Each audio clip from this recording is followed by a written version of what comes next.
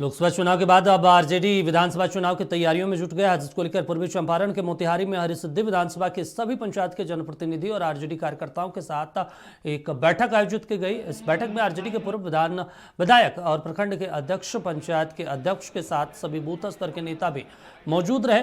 बैठक में सभी नेताओं ने 2025 में तेजस्वी यादव को मुख्यमंत्री बनाने का संकल्प लेते हुए हर बूथ जीतने का दावा किया। वहीं पूर्व विधायक और अनुसूचित जाति आयोग के पूर्व अध्यक्ष राजेंद्र राम ने सभी कमेटी के नेताओं को जीत का गुरु मंत्र भी दिया।